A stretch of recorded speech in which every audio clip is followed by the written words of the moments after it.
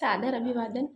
मैं सुमैया। आज के इस तीसरे वीडियो में हम हिंदी उपन्यासकार और उनके उपन्यासों के बारे में देखने वाले हैं। तो चलिए आगे बढ़ते हैं।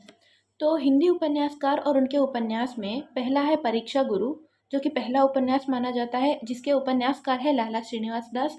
और भाग्यवती, जिसके रचनाकार हैं श्रद्धाराम फिल्लौरी।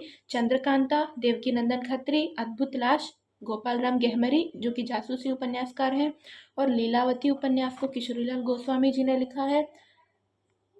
और गोदान, सेवा सदन, निर्मला, कर्मभूमि, रंगभूमि, ये सब उपन्यास प्रेमचंद के हैं, जो कि उपन्यास सम्राट कहा जाता है जिनको। और प्रेमचंद उपन्यास के जो विकास क्रम है उसमें वो महत्वपूर्ण रोल प्ले करते हैं, क्योंकि उन्होंने बहुत सारे उपन्यासों की रचना करके उपन्यास विधा को समृद्ध बनाया है। तो आगे बढ़ते हैं, जिसमें कंकाल जयशंकर प्रसाद जी का उपन्यास है। विराटा की पद्मिनी वृंदावन लाल वर्मा का एक प्रसिद्ध उपन्यास है। त्यागपत्र आपने सुना ही होगा, जैनेन्द्र का है। शेखर एक जीवनी, जो कि सच्चिदानंद हीरानंद वात्स्यायन अज्ञेय का है। डूबते मस्तूल नरेश मेहता का है।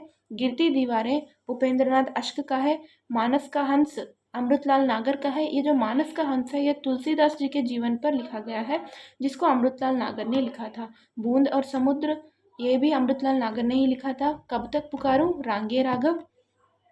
रांगे राघव जी का एक और यात्रा वृत्तांत भी है, रिपोर्ताज भी है, जो कि तूफानों के बीच नाम से एक रिपोर्ताज भी है। और इनका उपन्यास है कब तक पुकारूं। तो हजारी प्रसाद द्विवेदी जी का बाण भट्ट की आत्मकथा एक ऐतिहासिक उपन्यास है। और यशपाल जी का झूठा सच। और फणीश्वर नाथ रेणु जी का मैला आंचल, जो कि एक आंचलिक उपन्यास है। और मन्नू भंडारी का आपका बंटी, ये जो है ये एक बच्चे की मनस्थिति को दर्शाता है, जो कि अपने माँ और बाप के प्रेम से दूर हो जाता है, तो उसकी मनस्थिति को दर्शाता है आपका बंटी उपन्यास। और प्रभा खेतान की पीली आंधी, महाश्वेता देवी की अग्निगर्भा, भगवती चरण वर्मा की चित्रलेखा, श्रीलाल शुक्ल का राग दरबारी, बालकृष्ण भट्ट का नूतन ब्रह्मचारी। और भारतेंदु हरिश्चंद्र, जो कि उपन्यास के विधा में उपन्यास के जो विकास क्रम में पहले आते हैं, जिनका 100 अजान एक सुजान एक उपन्यास है। पूर्ण प्रकाश एक उपन्यास है। चंद्रप्रभा एक उपन्यास है।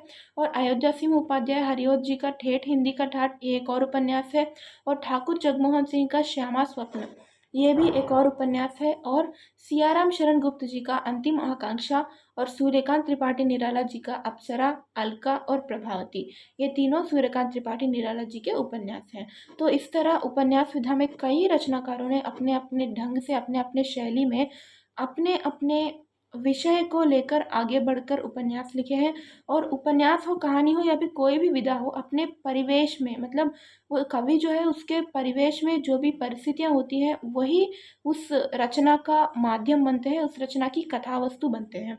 तो उसी तरह उपन्यास में भी ये तत्व हमें दिखाई देता है। तो इस तरह हिंदी के विविध उपन्यास और विविध उपन्यासकारों के बारे में हमने जाना। और उसके बाद सुमित्रानंदन पंत जी हैं, जिनके बारे में जिनका उपन्यास है हार। और इलाचंद्र जोशी जी हैं, जिनका उपन्यास है भूत का भविष्य। उदय शंकर भट्ट जी का है सागर लहरें और मनुष्य, ये जो है मछुआरों के जीवन पर आधारित उपन्यास है। और भगवती चरण वर्मा जी का चित्रलेखा और टेढ़े मेढ़े रास्ते। तो यहाँ तक उपन्यासकार और उनके उपन्यास खत्म होते हैं। आशा है कि आपको उपन्यासकार और उनके उपन्यासों का एक आइडिया आया होगा कि कौन कौन से उपन्यासकार ने क्या क्या रचनाएं की, क्या क्या उपन्यास लिखा है, किसका कौन सा उपन्यास है। तो अगले वीडियो में हम हिंदी उपन्यास के जो प्रवृत्तियां हैं, जो शैली है, उस पर विस्तार से चर्चा करेंगे। धन्यवाद।